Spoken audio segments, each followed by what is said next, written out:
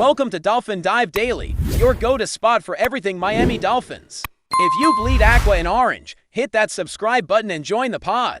In the wake of seismic changes in the Miami Dolphins secondary, one voice has emerged with clarity and conviction. Kader Kohou, the undrafted cornerback out of Texas A&M Commerce, now entering his fourth NFL season, has become the unlikely heartbeat of a defensive backfield in transition. With Jalen Ramsey shipped off to the Pittsburgh Steelers and Jevon Holland signing with the New York Giants, the leadership vacuum in Miami's secondary is glaring. Kohou, once an overlooked rookie, now carries the weight of expectation. The departure of star names has stripped the unit of its marquee shine, but it's also created opportunity Kohou fully intends to seize. Speaking to the Miami Herald, he made it clear, "I've got to show the younger guys how it's done, like Ramsey and Xavier Howard did." His tone wasn't boastful, it was measured, focused. He wasn't making a plea for attention, he was issuing a challenge, both to himself and his teammates. There's a gritty authenticity to Kohou's journey that makes his current moment all the more compelling. Undrafted players often fade into anonymity, but Kohou clawed his way into relevance now. He's working to transform that underdog story into something sustainable, something legendary. He's stepping into the leadership void not because he was asked to, but because the team needs it. With veterans like Jordan Poyer and Kendall Fuller still sitting in free agency limbo, the Dolphins secondary is essentially without a captain.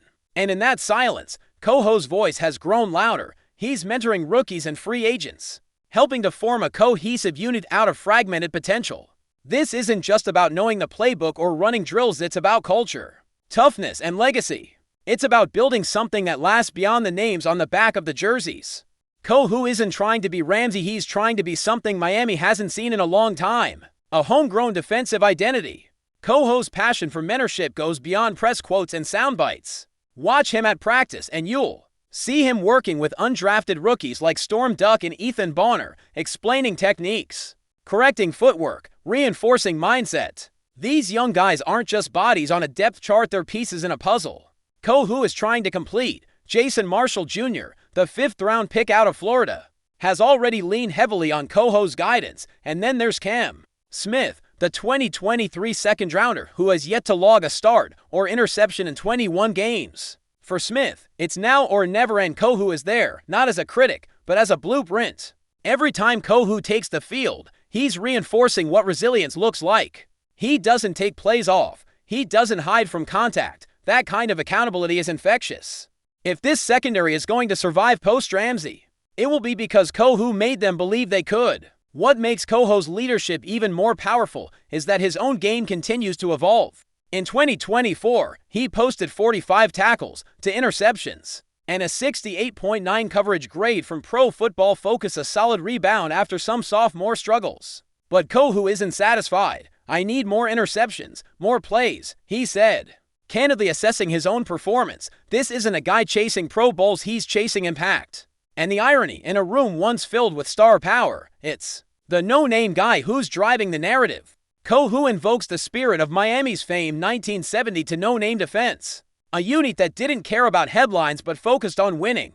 "You can feel the hunger in our room," he said. That hunger, that chip on the shoulder mentality, could be what ultimately defines this group. There are no Ramsey-level contracts here. No one's booking commercials, just pads, sweat, and a singular focus, earning respect, one down at a time. There's also a strategic evolution happening behind the scenes. The Dolphins' acquisition of Minkah Fitzpatrick via the Ramsey trade gives them a versatile chess piece who can slide into cornerback duties and sub-packages. While Fitzpatrick is primarily a safety, his flexibility adds an intriguing wrinkle to defensive coordinator Anthony Weaver's playbook. Kohou is excited about it. He's not threatened by Fitzpatrick's presence, he sees it as an asset. More tools in the box, as he put it. And for a team that now has to scheme rather than overwhelm with talent, versatility is gold. Kohou knows that success in 2025 won't come from having the flashiest names on the roster. It'll come from execution, trust, and staying disciplined for quarters. With Fitzpatrick, Cam Smith, and Jason Marshall Jr. all offering different strengths, Kohou sees himself as the bridge connecting potential to performance and setting the tone every snap. But let's not pretend this is going to be easy. Despite ranking 9th in passing yards Allowed last season, the Dolphins are entering training camp with more questions than answers in the secondary. The departures of Ramsey and Holland have left a leadership and talent gap that won't be filled overnight. Veterans like Artie Burns and Kendall Sheffield provide some experience, but they're not game changers, and with Poyer and Fuller unsigned, it's unclear whether Miami will make any veteran additions. That means this group, scrappy, young, and largely unproven, has to find its identity fast. Kohou, with 47 games and 38 starts under his belt, is the closest thing this unit has to a cornerstone. He's never been flashy, but he's been reliable, and that reliability could be the anchor this group desperately needs. Kohou's journey from undrafted rookie to leader of the pack isn't just inspiring. It's essential to Miami's defensive hopes. The clock is ticking toward training camp, and every rep will matter. For Kohou, this is more than just another off-season. It's a defining chapter. He's not only fighting for wins, he's fighting for a culture shift, the way he sees it. The Dolphins don't need another superstar. They need cohesion. They need grit. They need guys who will do the unglamorous work, sticking to assignments, tackling in space, communicating through motion-heavy offenses. Kohou is building that ethos in the meeting rooms and on the field. Every drill is a lesson. Every mistake is a teachable moment. He's taking young corners aside, walking them through coverages, showing them how to disguise man as zone in, bait quarterbacks into bad throws.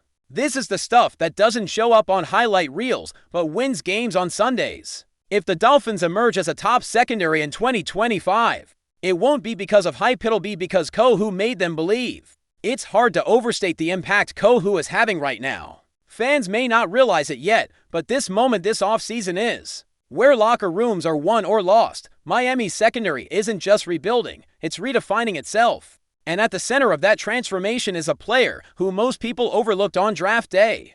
Kohou didn't get the glitz of a first-rounder or the hype of a five-star recruit. What he got was a shot, and he's made the most of it. His message to the coaching staff is simple but powerful. Let me lead, not because he's the loudest voice in the room, but because he's the most consistent. In an NFL landscape where change is constant and loyalty is rare, Kohou offers something special: stability. And in a league full of chaos, that kind of leadership is priceless. There's something poetic about the idea of Kohou leading a group of cast-offs, rookies, and question marks into battle. It mirrors his own journey. Every doubter, every snub, every waiver wire prediction, they've all fueled his rise. Now, he's turning that energy outward. He wants this unit to be known not for what they lack, but for what they fight for: unity, discipline, purpose. He's building more than a defense, he's building belief. And that's something no depth chart or stat line can quantify. As training camp nears and position battles heat up, Kohou's presence will be felt in every drill, every meeting, every rep. He's not just a player, he's a standard. And that standard might be exactly what the Dolphins need to turn a year of uncertainty into a season of resurgence. So here's to the no names. Here's to Kader Kohou, the leader nobody saw coming, but the one Miami can't afford to lose. In the end, football is a game of stories. Some are written in bold headlines and primetime lights. Others unfold slowly, quietly, in the margins. Kohou's story is the latter, a narrative forged in humility and hardened by perseverance. He's not seeking a crown or a contract extension. He's seeking growth, both for himself and for the team around him. Every time he straps on his helmet, it's a statement. That effort still matters. That leadership isn't about status, and that legacy isn't about stats, it's about impact. And right now, Kohou is impacting everything. He's shaping a secondary from the ground up, instilling values, demanding focus, and reminding everyone that belief starts within. As the 2025 season looms, the Dolphins may not have the names they once did, but they've got something arguably more powerful: a cornerback with heart, with hunger, and with a vision. Kader Kohou isn't just stepping up, he's showing the way. Still with us? Then show some love. Hit that like button and let us know in the comments, what's your take on the Fins this week? Could there be trouble brewing in paradise for the Miami Dolphins? Rumors are swirling out of South Florida that star wide receiver Jalen Waddle may be distancing himself from teammate Tyreek Hill. And folks, this is not just some harmless locker room banter. According to sources close to the team, there's growing tension between the two wideouts, with whispers that Waddle feels slighted, maybe even rejected, by how Hill has asserted dominance in the Dolphins' offense. These aren't just vague comments. Either insiders are suggesting that Waddle's demeanor has noticeably shifted, especially in recent practices and off-field interactions. Body language speaks volumes in a locker room, and apparently, Waddles is screaming that something's off. With training camp heating up and expectations sky high for Miami, this internal fracture, if true, could spell major trouble, and in a league where chemistry can make or break a season, this could be a storyline to watch very closely.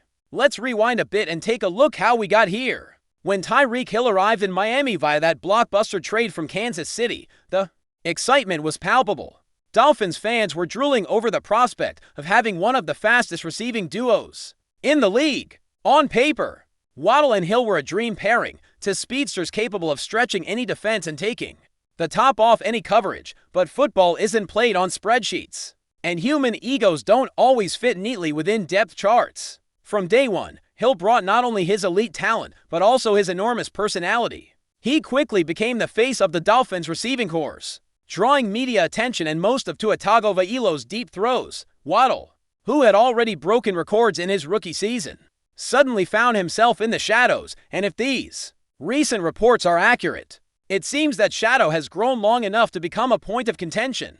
People close to Waddle have reportedly said that he's been off lately, quieter, more isolated, and less animated during team meetings and workouts. For a guy who's known for his swagger and energy, that shift isn't going unnoticed. Some even say Waddle has stopped engaging with Hill altogether, at least off the field. No banter, no laughs, no chemistry. That's a stark contrast from last season, when the duo was all smiles on social media and hyping each other up in pressers. So, what changed? One theory is that Waddle feels like he's being edged out, not by scheme, but by personality. Hill is loud, commanding, and confident, everything a WR1 needs to be. Waddle, meanwhile, is seen as the sidekick, despite having elite-level skills himself. That dynamic can wear on a young star who's trying to make his own mark in the league. Could we be seeing the early signs of a silent standoff?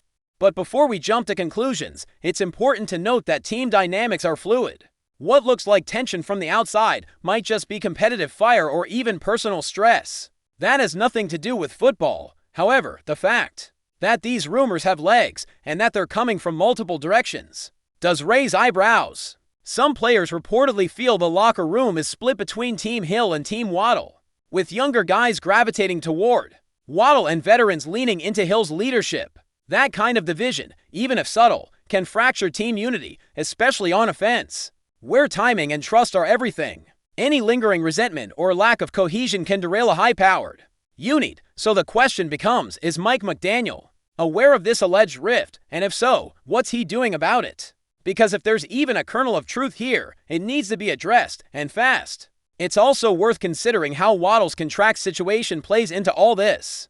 Hill got paid massively, and he got paid fast. Waddle, meanwhile, is still on his rookie deal. And while he's eligible for an extension soon, the financial gap between the two is enormous. That can create tension in any professional setting, let alone a high-stakes NFL locker room. Players notice who gets the spotlight, who gets the endorsements, and who gets the ball when the game is on the line. And if Waddle feels like he's being underappreciated or underutilized, that frustration can simmer. Add in the fact that Waddle has been remarkably productive, despite playing second fiddle, and you start to see why there might be some smoke here. These guys are competitive to the core, and when one starts feeling like he's not getting the respect he deserves, it can trigger a chain reaction that affects the entire squad. Let's not forget that wide receiver rooms are notoriously volatile. These are alpha athletes who thrive on targets, stats, and media love. Tyreek Hill knows how to command a room, but he also knows how to stir up drama. Just ask the Chiefs. If there's even a hint that Hill has been dismissive or patronizing toward Waddle, that could explain the reported rift. Sources say there was a moment earlier this offseason where Hill joked about being the only real deep threat on the team during a closed-door film session, whether he meant it seriously or not. It apparently didn't sit well with Waddle, and that's the kind of offhand comment that can snowball, especially if there are already underlying feelings of neglect. It's also possible that Hill's increasing involvement in media projects and off-field ventures has made Waddle feel like he's not getting the same platform or opportunities to shine beyond the field. The Dolphins coaching staff has reportedly tried to downplay the rumors, framing any tension as normal competitive energy. That's the default line you get in most situations like this, but sometimes what's labeled as competition is really just unresolved resentment. A few teammates have even hinted anonymously to local reporters that something has fell off in the wide receiver group since OTA letters, and with Hard Knocks potentially lurking around the corner again. This kind of behind-the-scenes drama is exactly the kind of storyline producers would love to sink their teeth into.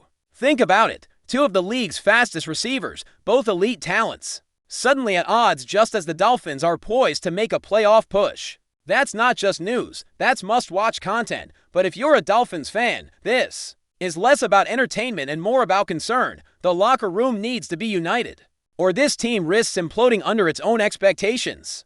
The bigger picture here is what this means for the Dolphins season. This team is all in on making a deep playoff run, and that means every cog in the machine needs to be clicking. Tua needs to know that his top weapons are in sync, not silently beefing. Chemistry, trust, and unity, those are the real keys to unlocking the Dolphins' offensive potential. If Waddle and Hill aren't on the same page, even if it's just emotionally, it can affect route timing, decision-making, and in-game adjustments. It's easy to overlook the importance of off-field relationships, but in a high-pressure environment like the NFL, that bond can be the difference between a 12-5 season and a first-round exit. And if Waddle truly feels marginalized or alienated, that might manifest in subtle but meaningful ways. Fewer targets, less effort on blocking, reduced buy-in, it all matters. Especially in crunch time. There's also the long-term question. Could this friction push Waddle to one out? It's extreme, but not impossible. Star receivers have forced trades for far less. If Waddle believes he'll never be seen as the top option in Miami, or if he thinks Hill's presence is stunting his growth and brand, it wouldn't be shocking to see him start eyeing other opportunities. The NFL is a business, and Waddle's next contract could hinge on his production over the next season or two. Staying in Hill's shadow might not be the best career move if he wants WR1 money and attention. That said, nothing concrete has emerged to suggest he's thinking along those lines yet. But fans and insiders alike will be watching closely. The NFL has a way of turning whispers into headlines, especially when it involves star players and potential locker room drama. This story could just be beginning. In the end, only time will tell whether these rumors hold water or are just the product of off-season boredom and speculation. But where there's smoke in the NFL, there's often fire, and the Dolphins can't afford any internal combustion. Not with the AFC looking as loaded as ever. The Hill-Waddle duo should be a weapon, not a wedge. If there's tension, it needs to be squashed. If there's jealousy, it needs to be addressed. And if there's true resentment, well, then the Dolphins may have a much bigger problem on their hands than just defensive coverages. The season hasn't started yet, but the drama already has. Whether it's resolved quietly or erupts into something more public, one thing's for sure. This is a storyline every Dolphins fan should be keeping a close eye on. And if it all explodes mid-season, you heard it here first. That's a wrap for today's dive. If you're loving the content, share it with a fellow Dolphins fan, hit subscribe, and turn on notifications so you never miss a splash. Fins up!